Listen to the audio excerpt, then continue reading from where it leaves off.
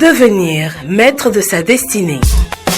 Une émission de l'Institut spécialisé en éveil du potentiel et maîtrise de la destinée ISEP. À l'ISEP, nous recevons la clé de avec Maître Justin Dongwehoundé, métaphysicien, sociologue de l'éducation, vous allez maîtriser le pouvoir de vos vibrations, découvrir le territoire de votre potentiel, les clés du bonheur et des formules sacrées. pourvu de lumière et dans la plénitude. Une émission pour vous aider à atténuer vos souffrances, vivre mieux et longtemps. Inonde les chantiers de lumière que chaque jour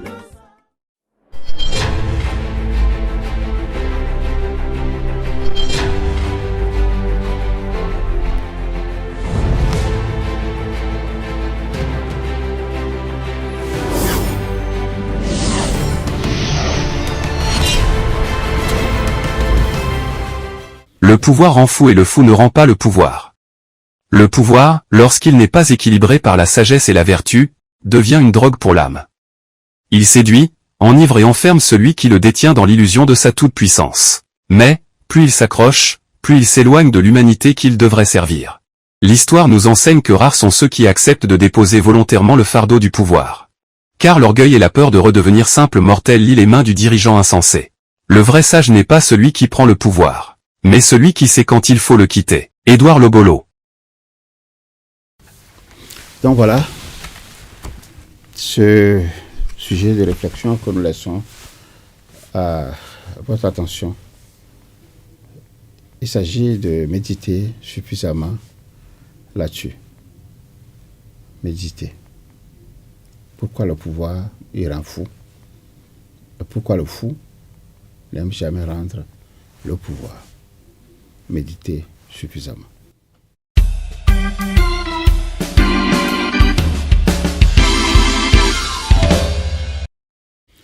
Oui, leçon de vie, nous allons voir avec vous la différence entre l'école et la vie. Suivez. La différence entre l'école et la vie est que, à l'école, on vous enseigne une leçon et on vous fait passer un examen. Mais dans la vie, vous êtes soumis à un test qui vous apprend une leçon. Voilà, nous allons passer à la force du savoir.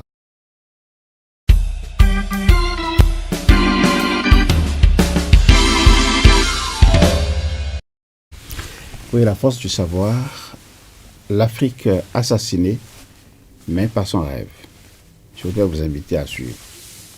Ils étaient promis à un bel avenir et ils incarnaient le futur de la révolution burkinabé. On avait entre 12, 14 et 16 ans. À l'époque, Thomas Sankara, avec l'idéal révolutionnaire, décida de nous envoyer à Cuba pour une formation technique, professionnelle et idéologique. Ils devaient apprendre l'agronomie, la géologie ou encore la médecine, puis revenir chez eux pour développer leur pays. Mais Thomas Sankara ne les choisit pas au hasard, car ils ont tous quelque chose en commun. Il a proposé aux enfants qui étaient défavorisés, qui étaient orphelins de père, de mère ou des deux, de partir se former à Cuba sur l'île de la jeunesse. De leur mission va naître une relation qui va créer en eux un lien fort avec celui qu'ils considèrent comme le parent qu'ils n'ont pas eu. Vraiment un grand amour parce que envoyer 600 petits et puis suivre leur avenir, leur devenir, c'est vraiment bien. Mais les choses ne vont pas se passer comme prévu. Une fois à Cuba, ils apprennent la mort de celui qui les avait envoyés. En assassinant leur père, on a brisé leurs rêves. C'est l'unique journée que j'ai enregistrée comme la journée la plus triste de ma vie. Ouais. C'était dur. Plus de 3 décennies après la mort de Thomas Sankara, que sont devenus les héritiers de la Révolution? Il a fallu à la réalisatrice Géraldine Berger 3 ans pour les retrouver. Ils n'avaient jamais témoigné, ils étaient restés dans l'ombre. C'était absolument terrible. Elle réalise alors un film qu'elle intitule Les orphelins de Sankara, dans lequel elle raconte leur histoire. Une histoire qui remonte à 1986. Thomas Sankara est arrivé au pouvoir en 83. Il a visité Cuba et donc on lui a proposé ces bourses internationales. 600 enfants du primaire issus des campagnes du Burkina Faso sont choisis. Stanislas Damiba en faisait partie. On était issus des familles défavorisées, orphelins de surcroît. Thomas Sankara était un père et demeurait un père comme nous l'appelons aujourd'hui, notre père spirituel. Leur mission était claire, aller apprendre un métier et revenir consolider la révolution. Il faut dire que à ce moment, il y a une émulation extraordinaire dans tout le pays et jusque dans les campagnes, du monde des adultes et des enfants aussi. En les choisissant jeunes et en les envoyant à Cuba, Thomas Sankara ne veut pas seulement former des techniciens, il veut surtout pérenniser la révolution et assurer la relève. Et ça, Mariam le savait bien, et les autres enfants aussi. Sankara est considéré comme un révolutionnaire. On est parti sous son nom, donc on se considère révolutionnaire. Pour que ces héritiers aient autant à cœur leur mission, c'est parce que le capitaine avait noué avec eux un lien qui les a marqués à vie. Thomas Sankara arrive à Cuba et il serre la main de tout un chacun.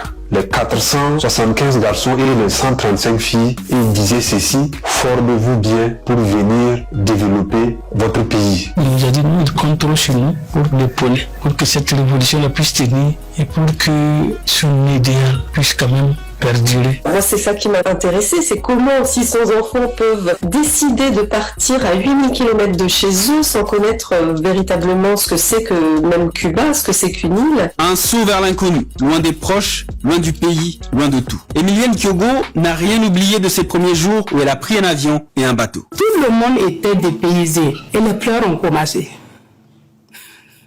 C'est là qu'on a réalisé que vraiment, on était loin de la famille. Tout était à remettre à zéro. Donc ça, c'est des souvenirs que je ne peux pas oublier. Même la première nuit que j'ai passée dans cette école, l'odeur même du drap, du matelas. Une fois sur l'île de la jeunesse, ils doivent s'adapter à un environnement nouveau, se soumettre aux règlements stricts de l'école, apprendre à cultiver des champs. Pour beaucoup, l'adaptation est très difficile. Au début, ils avaient des difficultés pour boire le lait. Parce que le lait, je sentais une odeur qui ne me permettait pas de boire. Tout ça, c'est parce que j'étais un nouveau venu dans le système. Mais il y a aussi la barrière de la langue qu'ils ne comprennent pas et qu'il faut apprendre au plus vite. Les familles faisaient rire. On s'est posé la question, ça c'est quelle langue ça? Mais on a trouvé que c'était merveilleux. Mais dès le premier jour, quand on avait des soucis, parce qu'on a dit que nous ne connaît personne. Aux difficultés d'adaptation va s'ajouter une tragédie. L'assassinat du père de la révolution burkinabé le 15 octobre 1987, moins d'un an après leur arrivée à Cuba.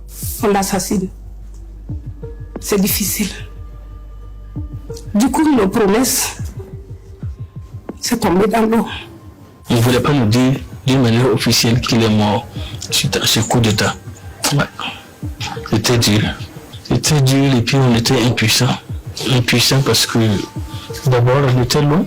Deuxièmement, on ne savait pas quoi faire. La mort de Thomas Sankara sonne au glas de leurs rêves. La pire déception pour Stanislas et ses camarades. Tout ce que nous aurions dû avoir comme bourse, comme formation, était carrément anéanti. Et cet idéal révolutionnaire-là était assassiné tout simplement à l'œuf et nous avec. Le nouveau gouvernement de Blaise Compaoré décide de réduire leur cycle de formation et supprime leur bourse. Pour ces 600 enfants, c'était un véritable drame. Quid de leur avenir, de leur destin, effectivement, ça a été absolument terrible. Une fois leur père et sa révolution liquidés par Blaise Compaoré, les enfants de Sankara se sont trouvés abandonnés et livrés à eux-mêmes. Blaise Compaoré, donc, qui a pris le pouvoir, avait demandé à ce qu'ils soient rapatriés, mais c'est Fidel Castro qui s'y est opposé et il a préféré protéger, garder les enfants pour qu'ils accomplissent leurs études jusqu'au bout. Seuls 33 des 600 enfants ont pu accéder à l'enseignement universitaire. La personne qui a fait le plus d'études, c'est Mariam. Elle est gynécologue, obstétricienne et elle est restée 19 ans sur l'île de la jeunesse. Doublement orphelins, se sentant complètement trahis, ils finiront par rentrer au Burkina Faso en vagues séparées, totalement perdus. Ils n'ont pas trouvé le travail qui leur était promis. Tout était prévu, en fait, des logements, des métiers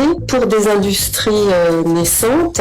Et quand ils sont revenus, ces industries avaient été abandonnées, les logements avaient été abandonnés également, et ils étaient en plus mutés la plupart du temps aux frontières. Selon Géraldine Berger, ceux qui ont pu être intégrés dans la fonction publique ont été dispatchés loin de la capitale, Ouagadougou, pour éviter qu'ils ne se regroupent parce qu'ils étaient craints par le régime de Blaise Compaoré. Effectivement, ce sont des enfants aussi qui ont été formés au marxisme-léninisme. Il y avait une crainte des autorités burkinabées que ces enfants se réunissent pour former une force politique. Malgré tout, ils ont gardé des liens et ont formé la SAC-BF, l'association de solidarité et d'amitié Burkina Faso-Cuba, dont Stanislas Damiba est le président. Aujourd'hui, nous déplorons 85 de nos camarades qui sont décédés, certains par suicide, 245 qui sont à la fonction publique sous-employés et 170 qui sont effectivement en chômage précaire. Ceux qui sont encore vivants se retrouvent chaque année. Leur but, demander réparation et plus précisément 3 choses au gouvernement. Le dédommagement pour les préjudices subis de 1992 à nos jours, en tenant compte des ayants droit de nos camarades disparus,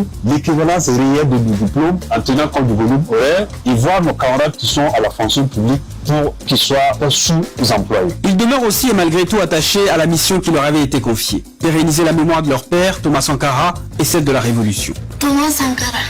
Et lui, Fidel Castro, oui. Plus de 3 décennies après sa mort, les orphelins de Sankara ne sont plus seulement 600. Ils sont maintenant des millions à travers le Burkina Faso, le continent africain et au-delà. Les orphelins de Sankara, ce sont aussi désormais ces milliers de jeunes qui sont descendus dans les rues du Burkina Faso dans la nuit du 26 au 27 septembre 2023 pour déjouer un coup d'État et sauver celui qu'ils appellent le camarade Ibé, le jeune capitaine qui a pris le pouvoir le 30 septembre 2022 et qui se réclame sankariste. Toute la jeunesse africaine et burkinabé, c'est votre avenir qui est en jeu. Parlez toute la voix, cette nuit-là ne dormez pas. C'est cette chef d'entreprise, coordinatrice du mouvement M30 Naba Wokbo, qui se dit héritière de Sankara. Aujourd'hui, nous n'acceptons plus d'être dictés par la France. Ou encore cette militante de la Fédération des mouvements panafricains du Burkina Faso qui dit vouloir parachever le processus de libération entamé par Thomas Sankara. La lutte que nous on a engagée, on n'a pas besoin de l'armée française qui était là inutilement dans notre pays, donc leur départ égale à leur absence. En assassinant son meilleur ami, Blaise Compaoré croyait n'avoir fait que 600 orphelins, qu'il a tenté de garder très loin de lui. Le 31 octobre 2014, remarque l'auteur Mathieu Lopez, il fut chassé par des milliers d'orphelins qui criaient dans les rues la phrase qu'aimait scander leur père de la Révolution. Patria o muerte. Voilà nos échanges du jour. J'espère que vous avez aimé cette force du savoir et ça va forcément vous amener à réfléchir profondément à ce qui arrive, non seulement à l'Afrique, mais à ce qui arrive au monde aujourd'hui. Nos échanges du jour.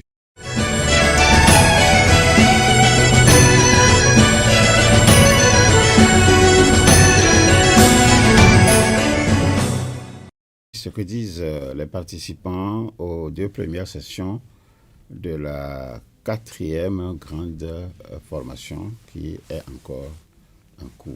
Voilà le sujet, le thème de cette émission. Donc, je vous reprends ce thème. Ce que disent les participants aux 2 premières sessions de la 4e grande formation. Donc voilà, je le disais, tel est le thème de cette émission. Ils étaient nombreux à la première session le 25 octobre 2025. Et ils étaient très nombreux également à la 2e session le 26 octobre 2025. Ils ont apporté la preuve qu'ils sont éloignés de leurs propres parents, qu'ils entretiennent ainsi un vide que la haine ni l'isolement n'arrivent à combler. Tous ces nombreux participants ont déploré la fuite déguisée à tous les niveaux de la famille aux motifs divers que personne n'arrive à dissiper. Ils ont commencé au cours de ces 2 sessions, ils ont commencé à remodeler leur attitude propre dans le contexte qui est le leur, dans ce que j'appellerais le contexte actuel, où le grand mur de la famille s'est fissuré ou se fissure sous les yeux de chacun et sous les yeux de tous. Et cela, c'est une dure réalité que chacun vit aujourd'hui chez lui ou autour de lui. Alors, ces nombreux participants à ces 2 premières sessions ont commencé patiemment et méthodiquement à construire une relation familiale, notamment entre les conjoints et puis ensuite entre les parents et les enfants par la suite. ils ont commencé à travailler certaines attitudes et ils ont commencé à adopter de nouvelles attitudes. Nous allons retrouver certains parmi ces participants qui vont nous dire ce que cette formation leur a déjà apporté en termes de modification de leur façon de voir la vie, de leur façon de voir les choses et surtout ce qu'ils en ont déjà tiré. Ce sera pour vous autres une motivation suffisante pour nous rejoindre à la 3e et à la 4e session. La 3e session qui aura lieu le 8 novembre prochain et la 4e session qui aura lieu le lendemain, le dimanche 9 novembre. Je voudrais vous inviter donc à suivre ces nombreux participants qui ont accepté de nous dire ce qu'ils ont ressenti et ce qu'ils ont appris, tour à tour. Et nous reviendrons tout à l'heure pour tirer quelques conséquences de ce qu'ils vous auraient dit. Merci de la suivre. Merci, bien-aimé frère Maître. C'est une conférence qui est vraiment riche. Et rapidement, j'ai essayé de situer les 3 cas de décrire la nature des 3 cas de conflit que j'ai présentés tout à l'heure. Je pense que c'est des conflits simples, donc la solution se trouve déjà dans la famille. Mais je me suis rappelé que j'avais géré un conflit entre mon épouse et moi qui s'est complexifié à un moment donné.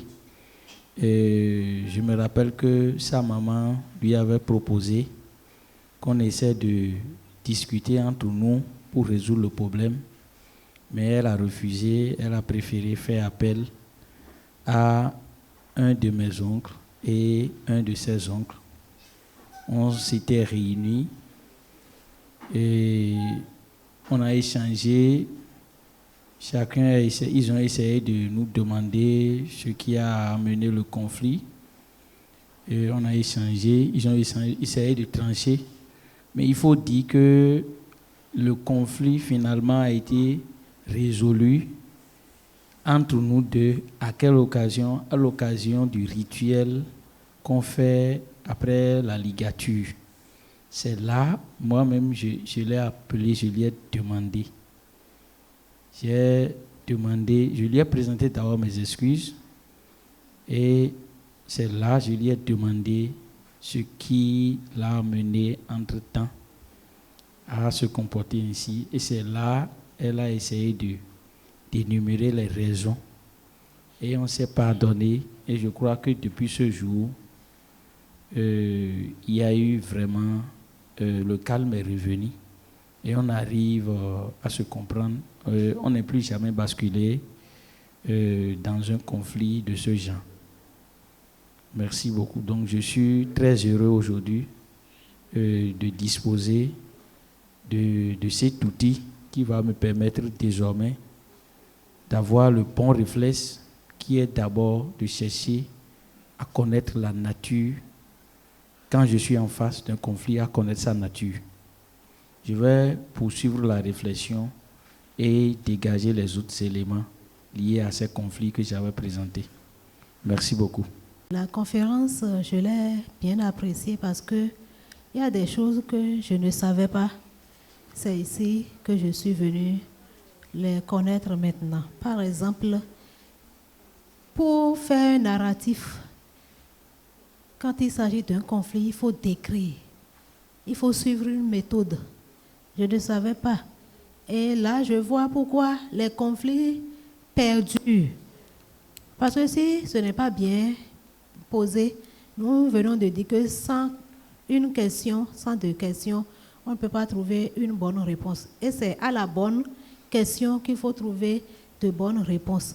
Si en voulant narrer le conflit, c'est déjà mal dit, on ne peut pas trouver de réponse. Je vois alors aussi pourquoi les conflits familiaux, ça naît. Il y a des essais de résolution. Il y en a à l'église, il y a dans les commissariats.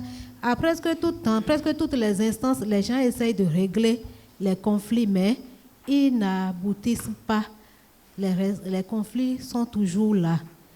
Et j'ai pris acte de cette méthode pour pouvoir décrire les conflits. Et demain, ce que j'ai déjà décrit ici, je vais mieux structurer ça pour présenter à nouveau. Je remercie beaucoup, bien-aimé frère maître, pour l'enseignement qu'il nous a donné aujourd'hui. Je suis tellement très content. Parce que si celui qui n'est pas étudiant à l'ISEP, la personne a perdu un peu la voix. Pourquoi j'ai dit ça? Avant, je suis quelqu'un, je n'aime pas qu'on m'écoute. Si je n'ai pas raison, c'est moi qui ai raison. Je n'aime pas que quelqu'un va me dire que j'ai tort. Et ça fait que 3 de mon épouse sont partis. Et en ce moment, je suis chrétien fervent à l'église. Et il n'y a pas quelque chose, chaque jour, c'est l'église. L'enseignement qu'on nous donne à l'église, c'est qu'il faut que si quelqu'un te fait quelque chose, il faut lui pardonner. Mais comment il faut pardonner? Mais on ne nous explique pas ça. Et on vient à la maison, mes femmes quittent, ils vont chez les voisins, des autres femmes qui sont dans la même église. Et l'enseignement que ces femmes-là leur donnent, qui vient à la maison, qui comporte envers moi, je ne suis pas du tout content. Je leur dis, mais ici, c'est moi qui est le père de la maison. Quelqu'un ne va chez le chef, quelqu'un ne va pas m'autoriser à faire ce qu'eux ils disent. Celui qui n'est pas d'accord envers moi, la personne n'a qu'à pas dire. Mais tout ça là, ça fait que et tous sont partis. Et je me pose la question, mais je dis, mais là où je vais là, est-ce que c'est un endroit qui me fait évoluer ou bien ça me fait reculer? Je ne me comprends pas. C'est un jour qu'un ami est venu me parler de l'ISEP avec moi. Il a dit, mais si c'est ça, je vais essayer ceci pour voir ce que ça va me donner. Et quand je viens à l'ISEP, c'est comment il faut pardonner, comment il faut comporter envers ton prochain. Chaque enseignement que bien-aimé frère maître nous donne à l'ISEP, ça fait que j'ai dit, mais on dirait qu'il y a quelque chose que bien-aimé a en cachette. Et ça, je dois être étudiant pour que bien-aimé frère maître me montre la chose. Et j'ai décidé d'être étudiant. Et je viens, il y a une rencontre, je viens, c'est un enseignement qu'on nous donne. Et je dis, mais pourquoi bien-aimé frère maître ne va pas me montrer la chose qui fait qu'on trouve cet enseignement-là? Pourquoi il n'aime pas nous donner? Il y a un jour, j'ai dit, mais il faut oser poser cette question. Il y a bien-aimé frère maître nous a appelé, j'ai dit, bien-aimé frère maître, je viens ici, mais depuis là, il n'y a pas quelque chose qui est là en bas, là. Vous ne voulez pas me montrer pour que je vais savoir que c'est à ça qui est à la base de l'ISEP. Pour qu'on rentre à la maison, on est puissant. Il dit non, que c'est l'enseignement qui est ici. Et ça fait qu'aujourd'hui, je suis devenu exemple envers mes semblables qui sont à la maison.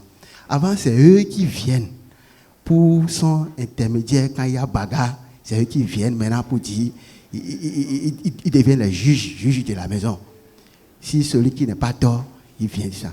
Mais enseignement que bien-aimé frère maître nous donne à l'ISEP, je viens à la maison et je dis, mais si j'ai un problème avec toi, n'allez pas dire ça à quelqu'un. Eux aussi, quand ils ont un problème, ils ne viennent pas nous dire. C'est à nous qui viennent maintenant aller exposer nos problèmes à ceux-là. C'est pas bien. Ça fait que quand il y a un problème, ma femme m'appelle. Ah, papa, il y a si. C'est tout. Mais il n'y a pas de souci. C'est déjà fini, ça ne va plus se répéter. Et avec ça, il y a la paix à la maison.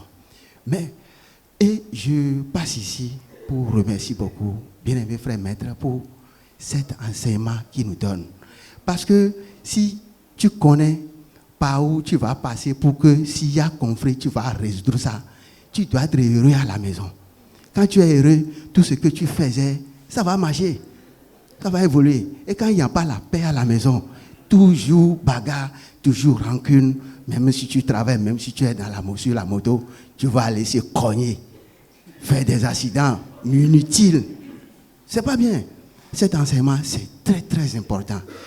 Je me rappelle, il y a un jour que mon feu papa, mon petit maman a convoqué mon papa au commissariat.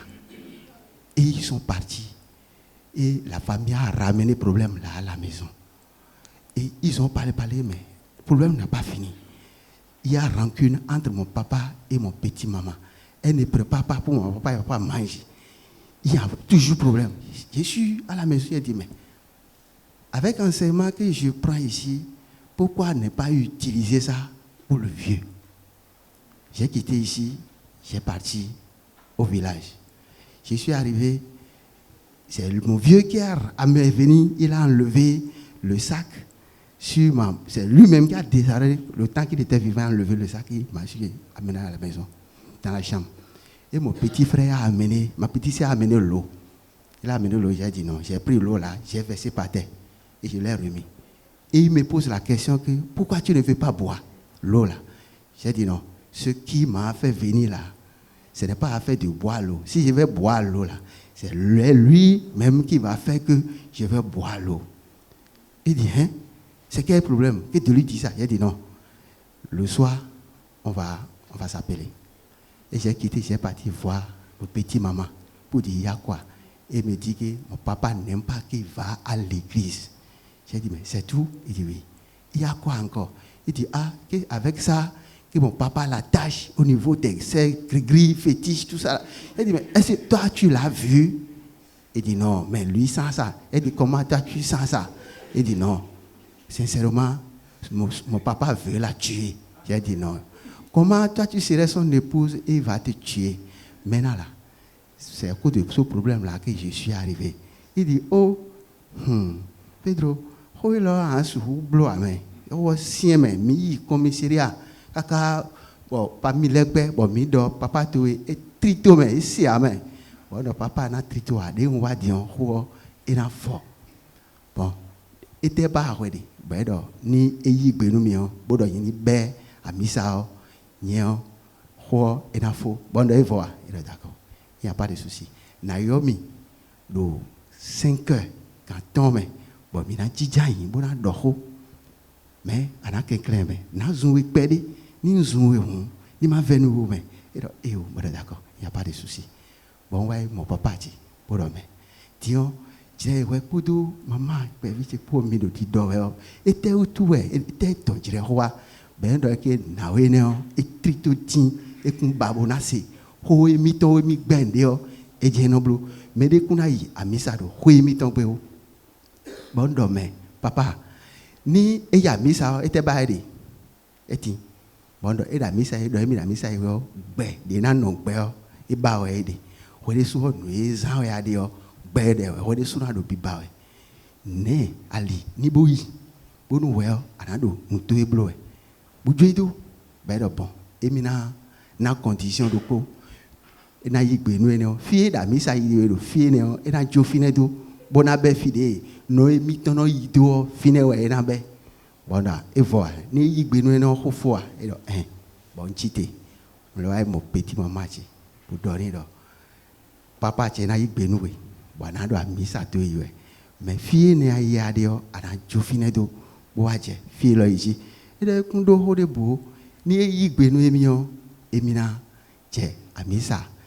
ene o yiji bona do amisa emi ton we bo ho ena fo bona d'accord 5 heures wa yoyi bo wa njepo bo bodo eni kenkle eni ma si ho meo ho de we nhewa de mele fon bo ho iton we do toji bodo yi we o ekun jeji nu mi ekun vivio pon de ou de yan nkun ni pon de ou dagbero no kon nu mele o ekun vivio ni kenkle bojo ho bido bon nze mama ton kaka bo doni Le temps qu'il est malade, je l'ai tout expliqué, comment mon papa l'a sauvé. Et il est vivant. De rappeler tout ça là pour laisser balader. J'ai expliqué ce que j'ai sur mon vieux. Et ils se sont attendus. Ils ont dit, c'est fini. Et c'est de là, j'ai dit, bon, papa, maintenant, il faut. Voilà, bon, tiens, je peux soulever maintenant pour m'asseoir. Bon, chité, bon, chichaï. Fini, ouais, et wa photo. Lui, théo. Nous merci, si, j'ai ha. Do, ployer nos namio. Bon, nous, mido, si, ça, ouais, mina fond bona do vivoro oui mi tombe do ploy lo de les zéroté bon et do na mi yo nto pe dahoni podo et nu yen le podo kudo bodo hu hola me o ni le débitant bonami bonu minamo vivoro oui mi tombe bien aimé frère maître c'est là ce choix ma parole. Bonjour bien aimé frère maître. Je voudrais très respectueusement demander la parole pour me prononcer. Alors, quand j'étais rentré hier, j'ai fait un retour sur la situation que j'avais présentée, et le conflit qui m'avait opposé à ma première épouse. Et j'ai fait ce retour, c'est pour voir mes défauts, ce que je devais faire et que je n'ai pas fait dans cette situation, et pour ne pas retomber éventuellement si je me retrouvais encore dans d'autres situations de conflit au niveau de ma famille. Alors, je me suis reproché de n'avoir pas beaucoup communiqué. Il est vrai, j'ai eu mes fautes, ma première épouse aussi en a eu, mais les émotions qui s'étaient développées en moi en ce moment, c'était des émotions d'impatience. Impatience parce que j'étais dans des situations de vie. Et voilà, ma conjointe qui devait m'aider pour qu'on puisse transcender ces situations était restée un peu sur sa position. Je n'ai pas eu suffisamment de patience pour gérer la situation. Donc, j'ai essayé de relever ces fautes-là à mon niveau. Et d'hier à aujourd'hui, je me suis dit, je vais me comporter autrement avec ma nouvelle famille que j'ai constituée. D'où mettre au profit le dialogue et communiquer beaucoup avec les enfants et aussi avec mon épouse. Merci bien-aimé frère maître, je laisse choix ma parole. Bonjour bien-aimé frère maître. Les bonos et l'homme. Je voudrais très respectueusement demander la parole pour me prononcer. Déjà dans la salle hier, en nous donnant quelques solutions, vous aviez dit quelque chose. Qu'est-ce que ça coûte à quelqu'un de prendre le téléphone et d'appeler son frère ou sa soeur, d'appeler ou dire juste c'est pour te saluer? J'ai continué de réfléchir à ça parce que je vois que vraiment c'est quelque chose qui nous manque et ça fait asseoir les éloignements, les isolements et chacun commence par interpréter les choses de son côté autour d'un petit conflit qui a eu à naître à un moment donné. Et quand je suis rentrée, j'ai continué de réfléchir. J'ai pris cette résolution de garder une relation, même si nous sommes loin les uns des autres, si je ne peux pas aller rendre visite de courtoisie à un frère ou à une sœur, de temps en temps, je vais quand même les appeler pour asseoir une base de confiance. Je le dis parce que chez nous, avec la situation qui est là et les uns fuient les autres, c'est seulement au moment où il y a un événement, surtout malheureux, c'est en ce moment qu'on commence par s'appeler. Je faisais déjà un petit effort. Pas plus tard, le jeudi, j'ai appelé une soeur, je lui ai dit, je veux te saluer seulement. Et elle a tellement ri, elle a dit, ah, dada, de ano dogbo, nous avons dit que nous avons mis à cramo badji noubo, donc hier, quand je suis venue, j'ai appris ça. J'ai vu que c'est quelque chose que je dois faire. Parce que nous tous, nous étions ignorants. Et des choses se sont passées. Nous allons faire table rase sur ce qui s'est déjà passé. Et asseoir une autre base de confiance et de convivialité. Je laisse choix ma parole. Bonjour, bien-aimés frères maîtres. Je réponds au nom de Fana Pondajedi Léon. Après la séance d'hier, j'ai essayé de décrire la nature des conflits que j'avais présentés hier, mais je me suis exercé à décrire les émotions sous-jacentes, manifestations et émotions. J'avoue que ça ne m'a pas été du tout facile. Et en dehors de ça, il faut avouer qu'actuellement, la méfiance plane actuellement chez moi. Si bien que, après la séance d'hier, j'ai commencé par réfléchir à comment faire pour apporter une solution à cette méfiance qui règne actuellement entre les enfants de mon papa, parce que nous sommes dans une famille polygame. Donc, je continue par réfléchir, mais avec la séance d'hier, j'ai la ferme assurance que d'ici la fin de la formation, je disposerai des éléments qu'il faut pour résoudre cette situation. Depuis hier, j'ai commencé par réfléchir à quoi faire pour ramener l'assurance naguère perdue. Merci beaucoup. Merci, chers participants. Hier, au retour à la maison, j'ai constaté que par le passé, j'avais connu des erreurs.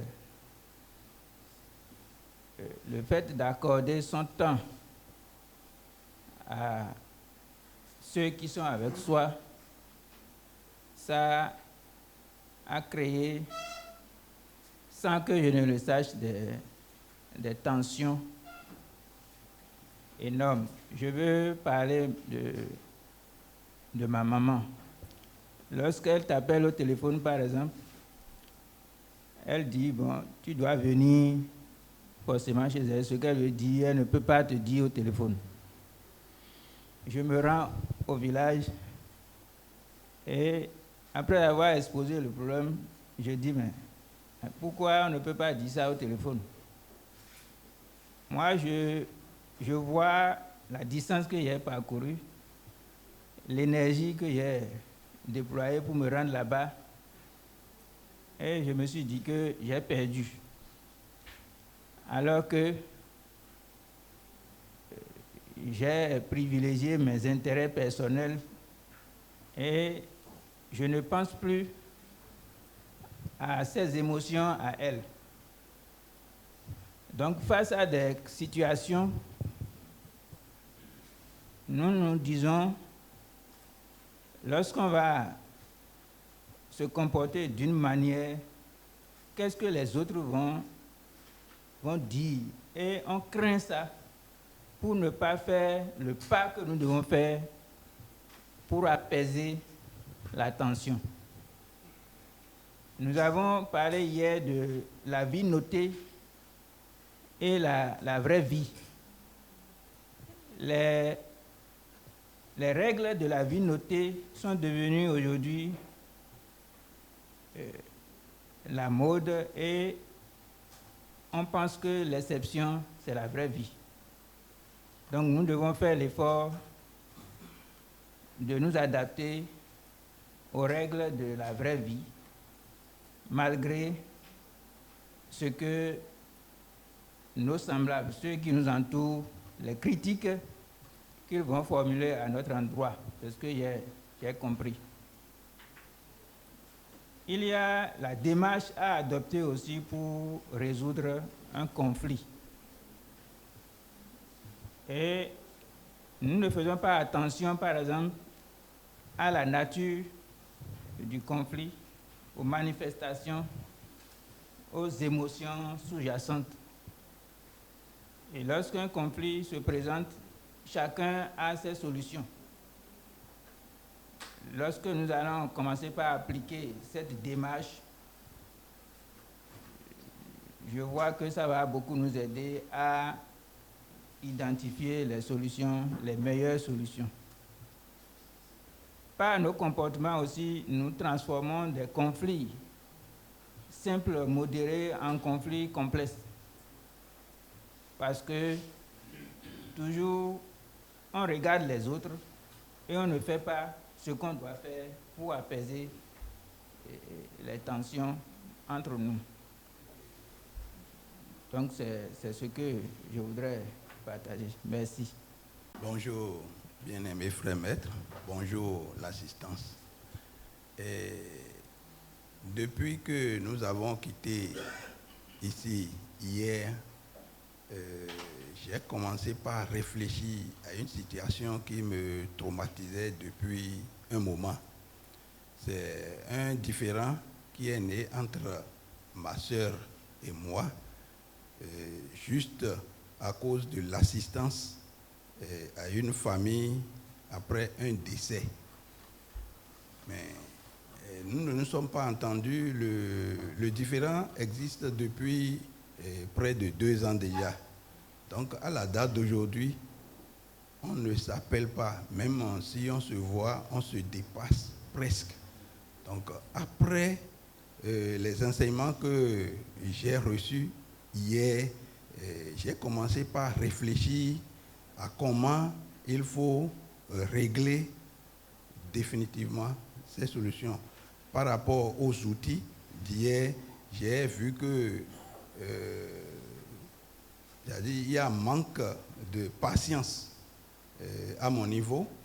Peut-être qu'en prenant mon téléphone et de commencer par l'appeler de temps en temps, c'est-à-dire je vais commencer par atténuer cette situation. Et j'ai déjà pris depuis hier la résolution de commencer par, c'est-à-dire à partir de là, quoi.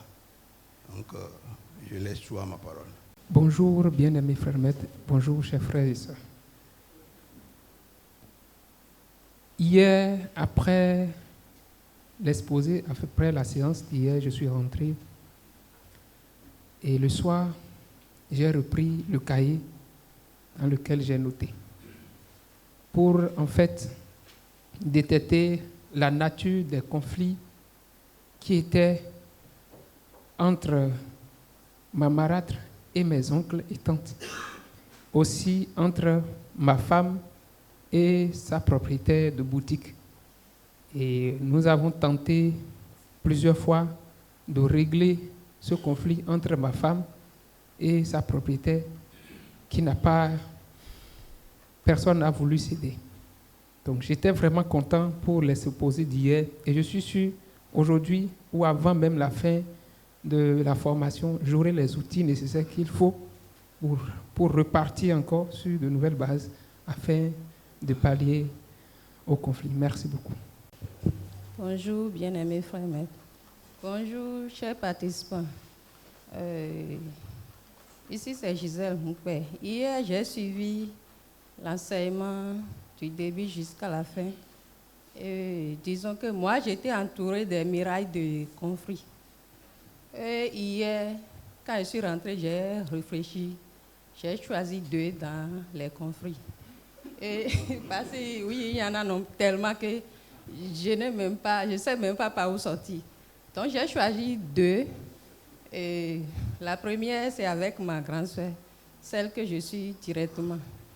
Nous sommes en train de partager les mêmes modules de pièces, c'est-à-dire nous vivons dans la même maison actuellement, mais c'est difficilement, on se salue. Et c'est une situation qui a tellement duré dans le temps.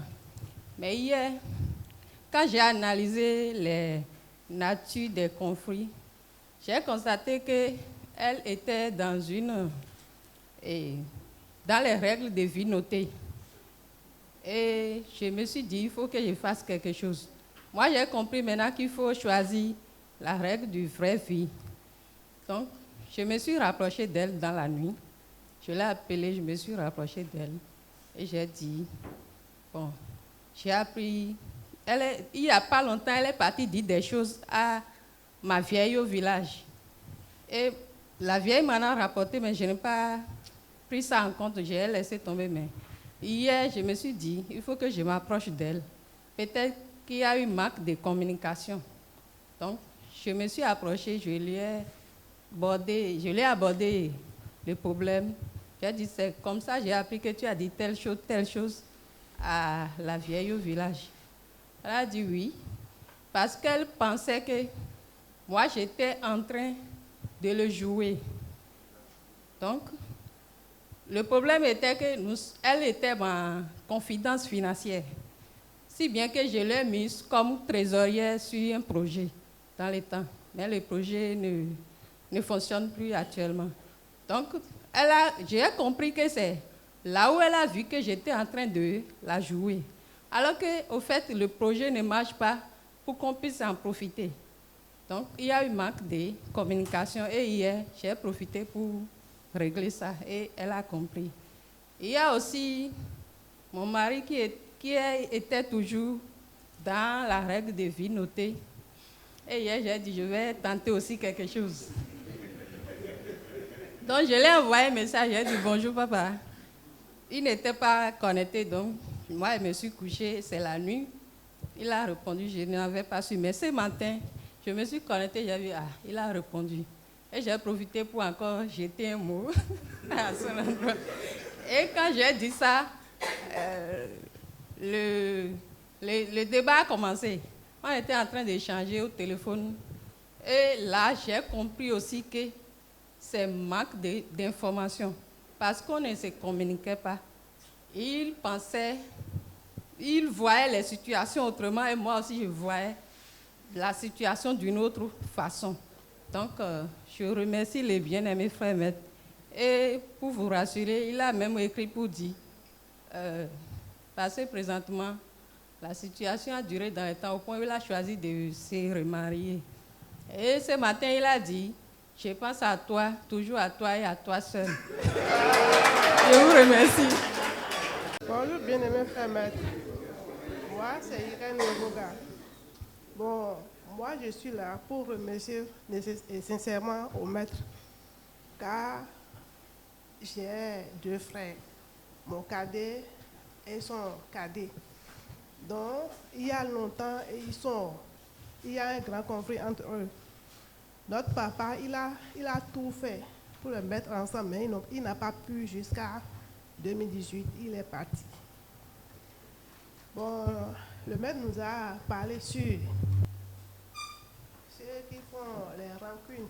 Donc, après les fêtes champêtres au village, et je les ai parlé.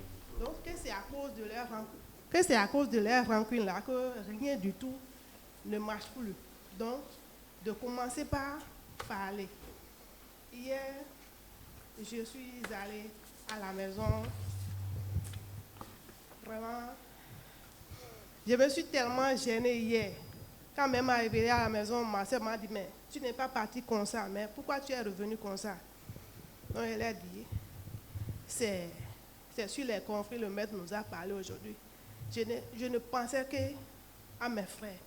Donc, arrivé à la maison, j'ai appelé le grand frère, j'ai dit d'aller, il faut appeler ton frère et lui dire qu'on va se voir. Et vraiment, il a accepté à le faire. Donc, pour ça, je suis contente et je suis là pour remercier au maître. Merci bien, mes frères. Bonjour, bien-aimés, chers maîtres. Bonjour, les frères et sœurs. Lorsque moi je suis rentré hier à la maison, il y a ma tête qui tournait, qui retournait. Parce que voici un sujet d'actualité, un vieux sujet qui existe depuis très longtemps dans les familles. Et personne ne prend soin de ça. personne n'en parle. Les chefs de famille sont là. Les tantes en question là sont là. Et des conflits très compliqués existent. Moi, je suis originaire d'Abomey. Et le chef de famille s'est autoproclamé. Et dans cette situation, il devient très méfiant. Mais si vous n'avez pas une idée de le combattre, de le contester, alors là, lui se dit que ces gens-là, parce qu'en fait, je suis l'aîné de la famille. Et c'est mon père qui était donc le chef de famille, mais qui n'est plus que décédé. Et celui qui est là aujourd'hui, il est très jeune par rapport à moi. Il est à 8e position. Et il a peur de moi. Non seulement il a peur de moi, il a peur de tous mes frères et sœurs. Tous mes frères et sœurs, il a peur d'eux. Et ce conflit-là, comment ça s'est passé? Au temps de son intronisation, qui n'a pas été fait de façon... Ça n'a pas suivi les règles de l'art. Lui-même, il n'est pas à l'aise et il se charge de tout, de gris-gris, il se mêle de tout. Et comme ça, personne n'a encore ne manifeste l'amour de s'approcher de lui. Donc ça veut dire qu'il a pris d'assaut la famille. Et il est jeune. Ce conflit est là. Une partie de la famille n'était pas d'accord. Et ceux-là qui voulaient se prononcer, ils sont tous morts. Où est-ce que je vais en venir?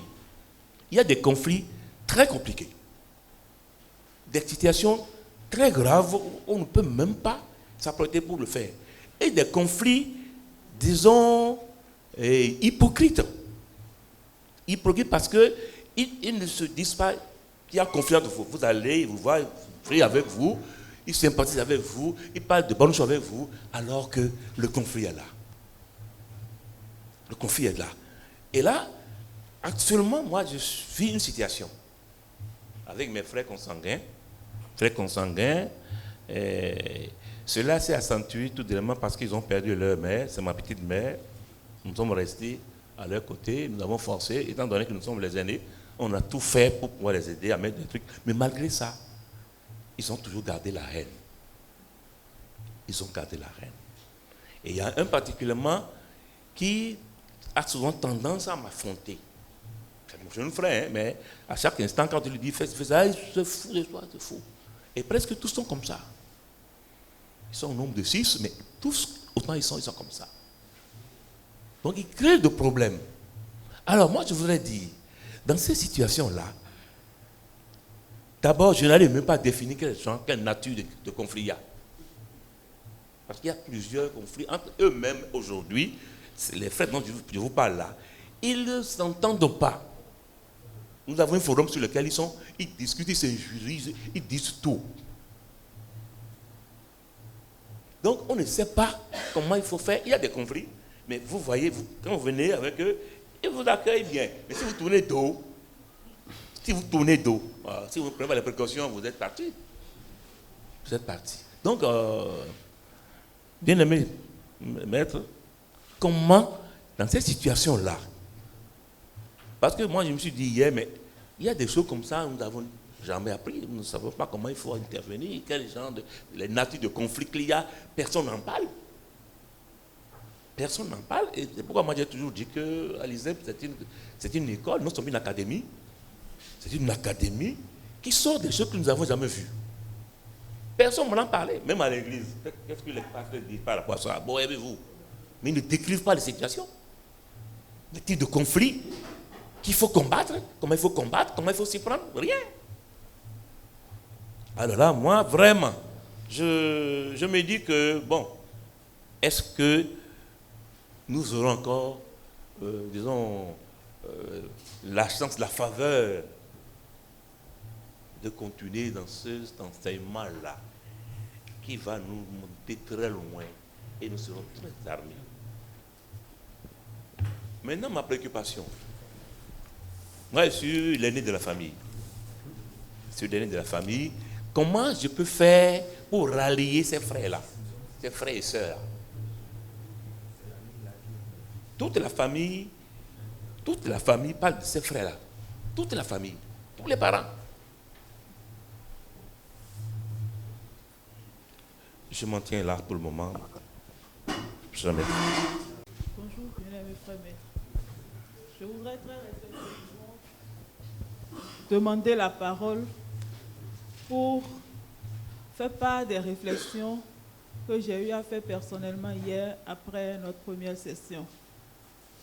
À voir la nature des conflits, les différents types de conflits que nous avons énumérés hier et les expériences que les uns et les autres ont bien voulu partager avec nous. Je me suis rendu compte que tout part de l'homme et tout revient à nous également. Pour qu'il y ait conflit, les différents acteurs, c'est des humains. Et il n'y aura pas de conflit sans une situation donnée. Et ces situations-là, si on les regarde de près, c'est des objets, c'est des principes personnels à soi, c'est des valeurs que les uns et les autres défendent, c'est des trucs rattachés à soi dont on ne veut pas s'en séparer. Et donc, on ne se reconnaît pas soi-même en tant qu'individu. On ne s'aime pas soi-même. Sinon, comment comprendre que on ne puisse pas parler à son prochain du fait que l'on discute peut-être des terres, héritages.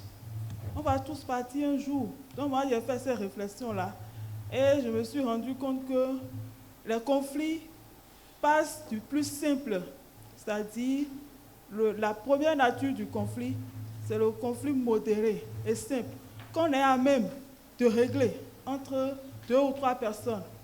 Et on n'arrive pas, ça passe au conflit complexe, et donc ça, on commence par contaminer les autres.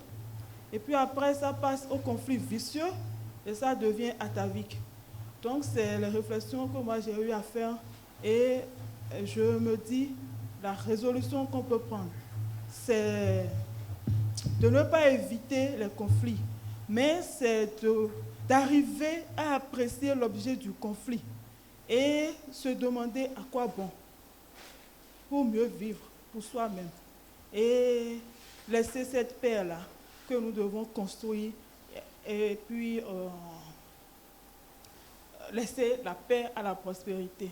Donc c'est ça, ça va nous éviter vraiment beaucoup de choses. Apprécier l'objet du conflit. Bien-aimés frères maîtres, je laisse choix à ma parole. Bonjour bien-aimés frères maîtres. Je voudrais très respectueusement demander la parole pour me prononcer. Après les enseignements que nous avons reçus hier, arrivé à la maison, moi j'ai réfléchi, je me suis rendu compte que les 4 types ou bien les 4 natures de conflits que nous avons eus, c'est la manière dont chaque acteur, la manière dont chacun prend le problème, c'est ça qui amène, comme la soeur vient de le dire, ça part du plus simple au plus compliqué. Et vous nous avez appris la dernière fois à Boycon que le problème, c'est comme des verres vides. Donc, un conflit peut partir juste de n'importe quoi. Soit quelqu'un a dit quelque chose à son prochain et l'autre tient, il ne veut pas laisser et chaque jour, ça s'aggrave. Moi, j'en ai plein. Et depuis un moment, je me suis dit, même jusqu'à mes soeurs, mes grandes soeurs, il y a certaines, j'ai dit, je ne veux plus parler à telle, ou je veux la laisser dans sa vie. Mais hier, je me suis rendu compte que quand j'ai réfléchi surtout à ce qui nous oppose, je me suis rendu compte que c'est des futilités qu'il faut quand même laisser de côté et résoudre pour se comprendre. Et donc j'ai pris la résolution, j'ai écrit à mon petit frère hier, j'ai demandé d'après tel. Il m'a dit, elles sont là. Tu as leurs nouvelles? Il a dit oui. Donc j'ai décidé, quand je vais quitter ici, j'ai décidé de rendre visite surtout à ma grande soeur que j'ai abandonnée depuis, je ne l'appelle même plus. Et c'est pour des problèmes qui ne tiennent même pas la route. Donc, j'ai décidé de lui rendre visite et d'avoir de ses nouvelles. Là, ça peut être le début de la résolution de ce qui nous oppose. Et je pense aussi qu'avec ce que nous allons recevoir aujourd'hui, j'aurai encore d'autres outils pour mieux gérer ces conflits qui nous opposent. Je laisse choix ma parole. Bien-aimé frère maître, je voudrais très respectueusement demander la parole pour me prononcer par rapport au sujet. Après la première journée de cette grande formation hier, j'ai pu dégager que nous avons une mauvaise appréhension des conflits. Et si nous avons une mauvaise appréhension des conflits, cela voudra dire que les conflits sont mal réglés. Parce qu'il faut être en mesure de décrire la nature du conflit, de décrire ses manifestations, de dégager les émotions sous-jacentes, d'aller vers de meilleures solutions si les premières n'ont pas fonctionné. Mais souvent, nous nous occupons des réponses, parce que chacun en a tellement.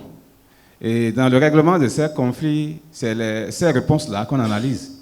Et on n'est pas à la recherche de la question qui justifie ces réponses-là.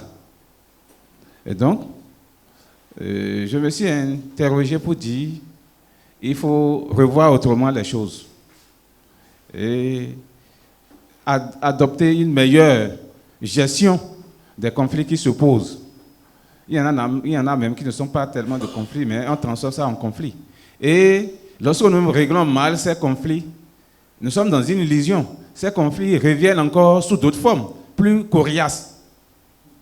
Parce que nous les avons mal réglés, pensant que c'est réglé. En réalité, ce n'est pas réglé. Bien-aimé frère maître, je laisse ma parole. Je suis Cunégonde Béazin.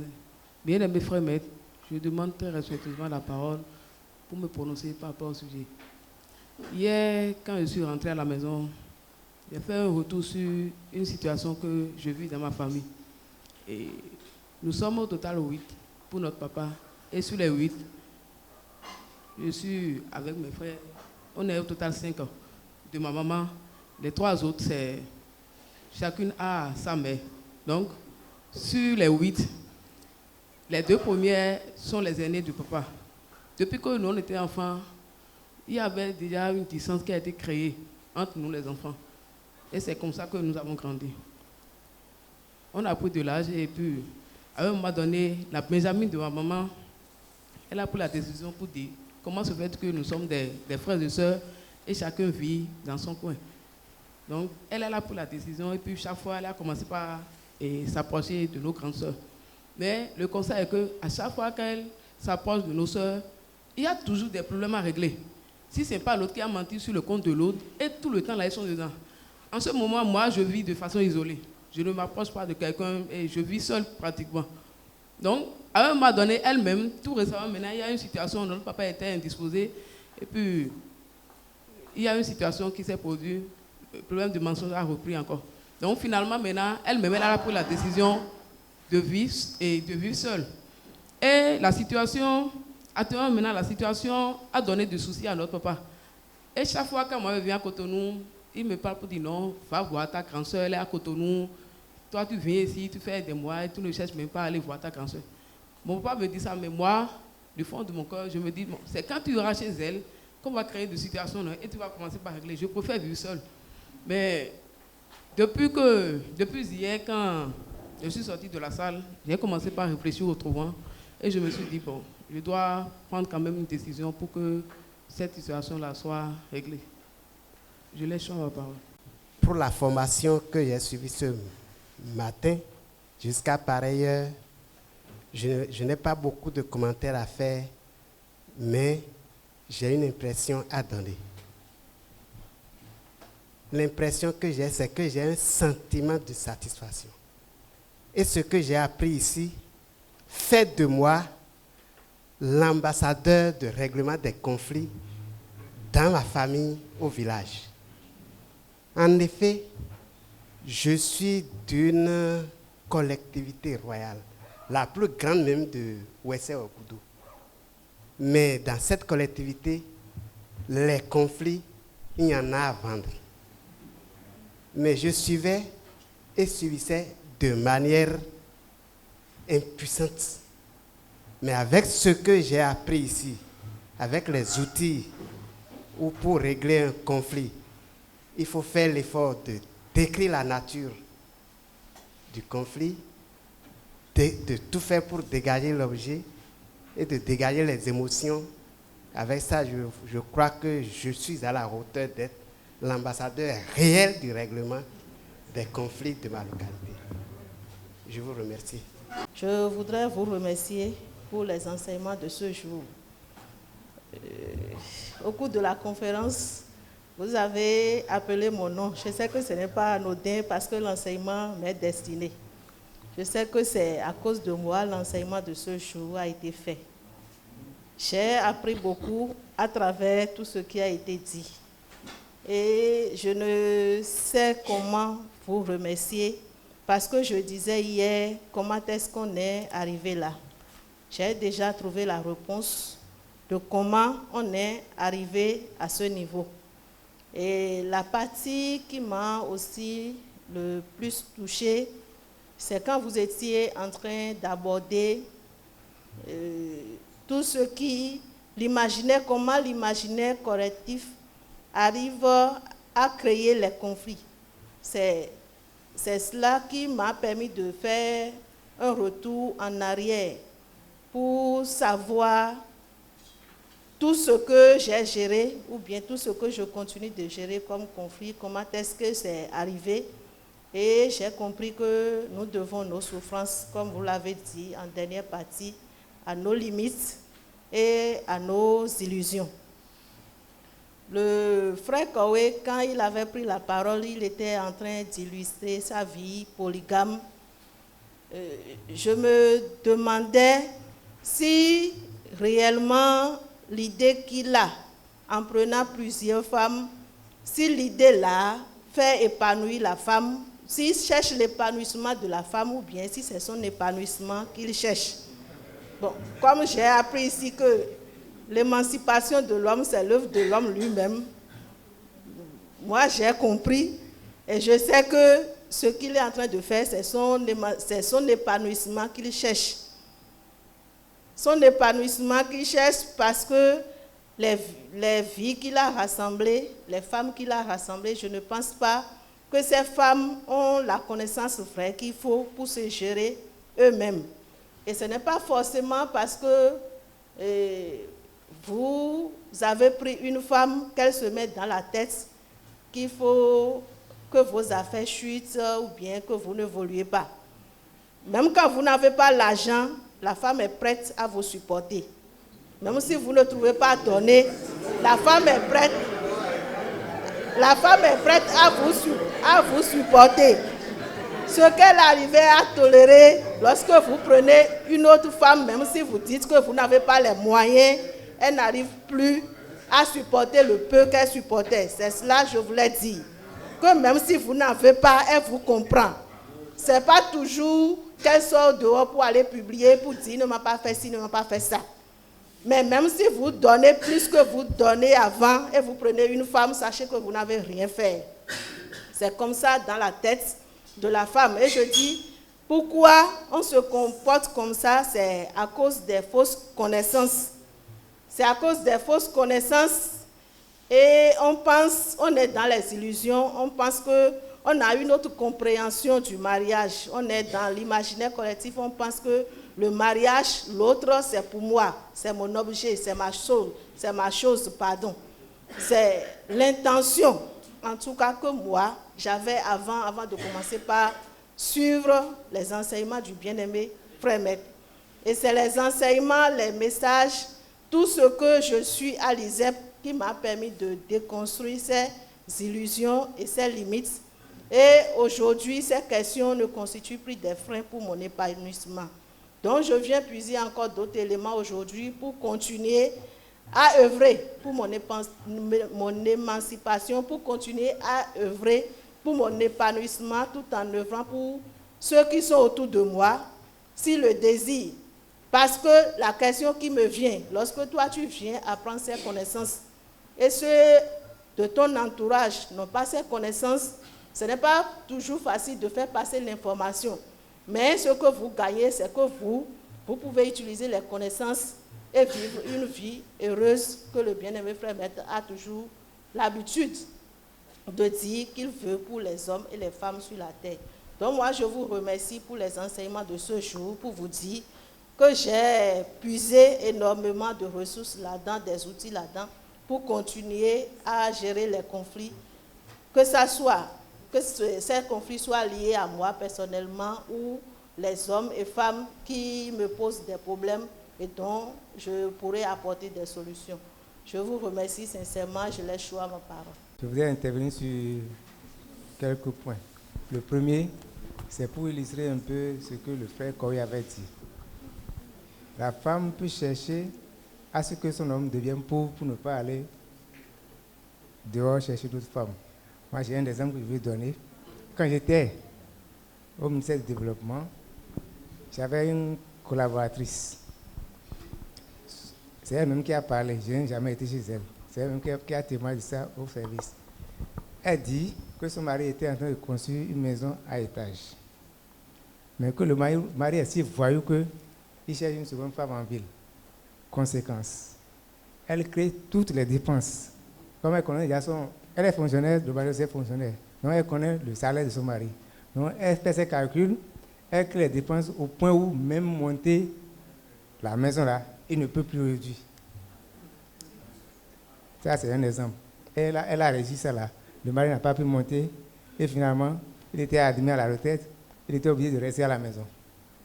Donc quand vous n'êtes pas ensemble vraiment d'esprit, quand il y a des conflits entre vous, vous pouvez vous bloquer. Il est vrai, elle va en souffrir, mais elle sait qu'elle a atteint son objectif. Elle a fait ce choix-là, elle a réussi. Autre chose. Et les enseignements du maître, je m'en vais lui dire merci parce que moi, ça m'a fait remonter à mon village. C'est par rapport au vide que nous avons créé entre nous et nos parents. Nous nous occupons de nos portables, même quand on est ensemble, époux, épouse, le portable nous divise déjà, nous savons. Mais la différence, c'est qu'au village, bien que cela ait commencé, ce n'est pas encore totalement ça au village. C'est pourquoi moi, je les remercie. Moi, souvent, quand mon portable sonne une seule fois, je sais que c'est le village, parce que les autres, ils aiment biper. On te bip. Quand tu appelles, simplement, il ne te demande rien d'autre. C'est pour te saluer. Ou bien, la personne s'arrange pour aller acheter de crédit 100 francs. Elle va parler jusqu'à finir. Ton enfant, ta femme là, et les enfants, et le boulot, elles sont en train de dire la même chose. Et c'est juste pour vous entendre. Donc au village, cela continue encore. Je te dis que c'est plutôt nous qui sommes sortis des villages qui alimentons ce vide-là. Il est temps qu'on cesse. Appelons-les aussi pour leur dire, je vous ai salué simplement. Pourquoi on attend que ce soit eux qui appellent toujours? Parce que le plus souvent, ils appellent. Hein. C'est vous, on va appeler pour dire, c'est juste pour t'entendre. Et ça s'arrête là. Voilà, je voudrais m'arrêter sur ces 2 points. Merci bien, frère. Bien-aimé frère Maître, je voudrais très respectueusement demander la parole pour me prononcer. Je commence par dire que depuis hier, les enseignements ont bousculé un peu mon être. J'ai remonté à des situations de conflit antérieurs. Alors, je suis l'aîné d'une famille de 15 enfants.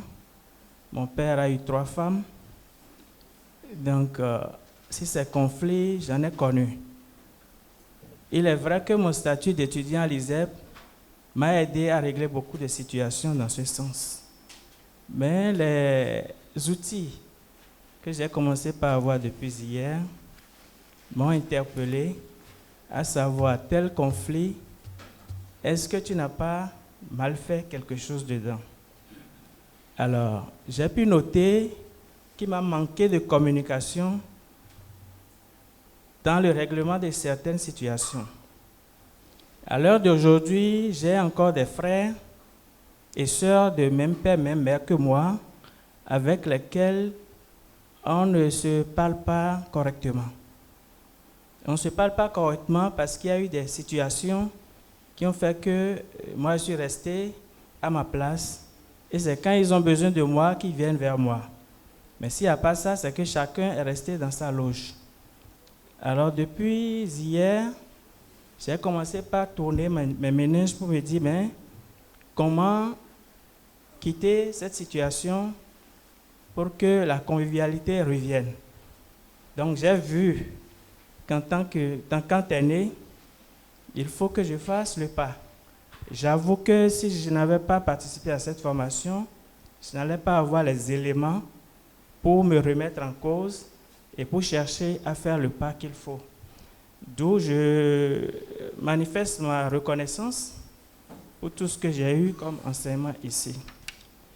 Autre chose, la toile familiale, le test sur la toile familiale, c'est un test que je lis souvent. Mais je n'ai pas compris aujourd'hui, quand vous l'avez lu et décrypté, j'ai senti encore d'autres éléments qui m'ont touché. J'ai compris la nécessité de le relire et de le partager avec ma famille et mon entourage. Parce que je ne sais pas, je ne peux pas expliquer, quelque chose m'a touché. Merci, bien-aimé frère maître, je laisse faire ma parole. Bien-aimé frère maître, je voudrais très respectueusement demander la parole pour intervenir. Et je voudrais commencer par l'intervention du frère Kowe. Quand il disait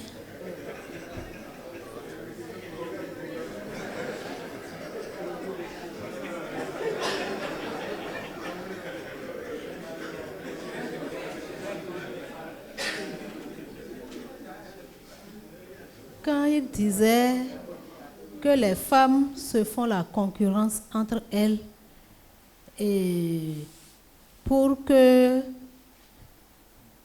par exemple, moi, quelqu'un est venu s'ajouter à moi, au moment où quelqu'un d'autre va s'ajouter à elle, elle ne veut pas et elle commence par sortir ses griffes. Je voudrais dire que cela est vrai, moi j'ai vécu ça. J'étais dans une famille où il y a une femme carrément installée. Elle n'a pas fait concurrence avec quelqu'un, c'est que c'est la belle famille qui l'a installée. Elle est choisie dans la famille, elle est choisie par la belle famille et elle est là. C'est elle qui a remplacé ma maman. C'est elle qui s'est ajoutée à ma maman. Et comme c'était comme ça, il n'y avait pas eu conflit. Elle était là en cachette. Et les tours se jouaient. La personne, celle qui est venue et qui a fait vraiment de scandale, c'est la troisième. C'est à partir de ce scandale que ma maman est partie. Et nous étions là. Il y a une quatrième qui doit venir. Nous, on était enfants. Donc, on commence seulement par entendre les palabres. Les deux qui sont là ne s'entendaient plus. Et un jour, la femme installée, la privilégiée, elle disait à l'autre, et non vers. Et bon, Djemedia. Ouais, na Djemeleji, kaka bon mena ya. Et mon Djemedia, mime wero fineleo. Awabodu awapo singidi tout pour kaka bo. Meroko yae. Donc, moi, c'est pour dire que ça se passe vraiment. Toujours avec le frère Kowe, qui disait, pour lui, quand un homme commence une relation dehors, la femme qui est là a tendance, ne veut pas, et elle a tendance à faire tout ce qu'elle peut faire pour l'appauvrir. Moi, je ne trouve pas juste. Les témoignages que j'entends, ce n'est pas pour appauvrir l'homme. Ce que moi j'entends, je les entends dire, Edo, Et ouais, Zombo, c'est parce qu'il en a, c'est parce qu'il trouve l'argent qu'il va tisser une autre relation dehors. Donc, dans ce cas, ce qui me revient, rien ne doit toucher ça. Donc, ce n'est pas dans l'intention de l'appauvrir pour qu'il n'aille plus chercher dehors. Les témoignages que moi je connais, il peut aller chercher dehors, mais ce qu'il avait l'habitude de faire, ça ne doit pas, rien ne doit manquer à ça. C'est ce que je connaissais, mais comme il y a plusieurs cas, je ne peux pas totalement rejeter. Par rapport à vos enseignements, je suis très contente et j'ai découvert aujourd'hui les institutions qui sont à la base de nos conflits. Et je voudrais poser une question. Est-ce qu'un conflit peut être vicieux et pernicieux? Un conflit atavique peut être simplement atavique. Moi, avec mes analyses, j'ai trouvé qu'un conflit atavique, ça doit être aussi un conflit pernicieux et vicieux. Parce que ça a déjà duré longtemps. Ça a déjà embrasé mis en contact beaucoup d'acteurs. J'ai cette réflexion et je voudrais que vous nous éclairez pour ça. J'ai un cas de conflit atavique qui a engendré des conflits dans un ménage. Dans les conflits ataviques, il n'y a que les fonds et les nagos. Il y a quelque chose qui les avait mélangés à des moments donnés. Il y a une dame qui est allée se marier à un nago. Ce monsieur prétend que, comme elle est venue se marier à lui, elle ne doit plus, ses parents ne sont plus ses parents. Que ce sont ses parents à lui, ses soeurs, ses frères, qui sont devenus maintenant sa famille. Donc, quand la fille rentre en famille et revient, c'est des problèmes. C'est une petite sœur. C'est des problèmes, des histoires qu'on gère pendant longtemps. Et à cela, l'ego s'ajoute. Parce que quand les conflits naissent, il y a ce qu'il doit faire dans le ménage, il ne fait plus correctement. Quand l'autre se plaint et ses soeurs se rassemblent pour lui envoyer quelque chose, il y a encore problème. On lui dit, c'est parce que moi je suis si pauvre, nous on n'en a pas que tu es allé dire à tes parents, ils t'ont donné, non? Quand l'ego s'ajoute à tout ce qui existe, déjà, il y a les conflits qui grandissent et c'est difficile de gérer. Et aujourd'hui, nous avons eu des outils. Et j'ai compris dans votre enseignement que votre désir de tous les jours, c'est de nous aider à devenir une meilleure version de nous-mêmes. Vos enseignements vont toujours dans ce sens. Autant que nous sommes ici, particulièrement moi, il y a des choses que j'ai entendues ici. Si c'est que je les savais, j'aurais déjà réglé beaucoup de problèmes ou bien j'aurais évité certaines situations personnelles ou bien d'autres situations qui se sont produites autour de moi et nous étions restés incapables de gérer. Alors ce que je pense, c'est d'aller appliquer ce que j'apprends ici. Déjà à partir des conflits qui sont les plus simples et les conflits modérés. Avec le temps, avec les conflits vicieux qui sont là, comme ça, fait appel à plusieurs acteurs, tout doucement, je peux aussi commencer par toucher les acteurs et nous aurons une suite favorable. Merci bien aimé frère, mais je laisse choix ma parole. Donc voilà, vous avez suivi ces nombreux participants aux 2 premières sessions de cette 4e grande formation de l'année 2025. Certainement, vous avez été émus pour ce que vous avez entendu. Ceux-là qui se sont demandé, mais il y avait ces enseignements quelque part. Ils ont fréquenté les universités, ils ont fréquenté les églises, Ils ont fréquenté tous les lieux possibles où ils étaient amenés à comprendre ce que c'est qu'un conflit. Mais non. Personne, en fait, n'a jamais offert la clé. Vous avez suivi, il y en a qui se sont proclamés désormais ambassadeurs en matière de règlement de conflits dans leur famille, alors que par le passé, ce sont ces gens-là qui regardaient de façon passive les conflits se déroulaient, les parents se déchiraient, et puis ils étaient tous impuissants. Mais il a fallu 2 présences. La première, le 25 octobre, la seconde, le 26 octobre, pour que ce déclic se réalise. Quoi de mieux? Vous avez entendu ceux-là qui ont pris l'engagement, dès la fin de la première session, d'entrer en contact avec leurs parents pour dire qu'il ne sert absolument à rien. Nous allons dégonfler le ballon des conflits qui nous ont opposés depuis des années.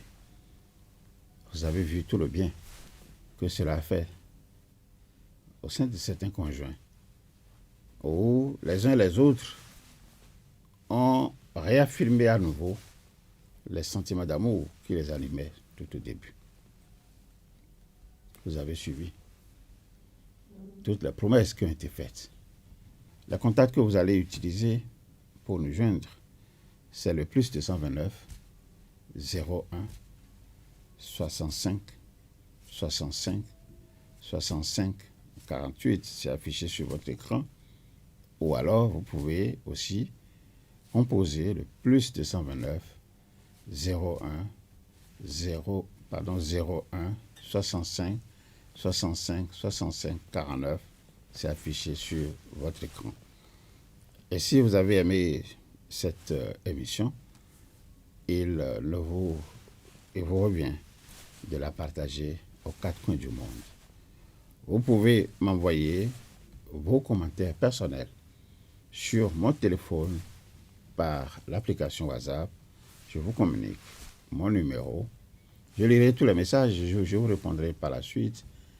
Je dis bien, je vous communique mon numéro par lequel vous allez m'envoyer vos impressions, vos ressentis, et même vos commentaires, et puis toutes les questions qui vous sont venues à l'issue donc des ressentis ici exprimés par les participants. Alors mon numéro, c'est le plus 229 01 97 26 38 03.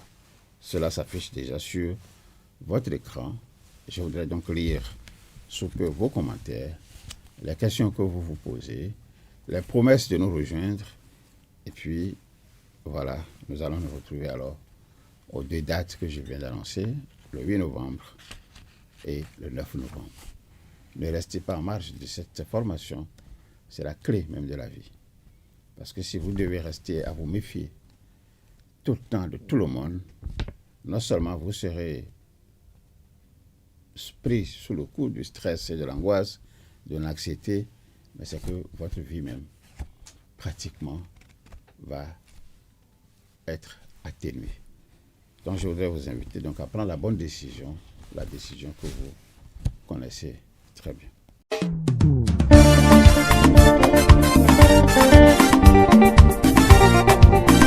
Devenir maître de sa destinée.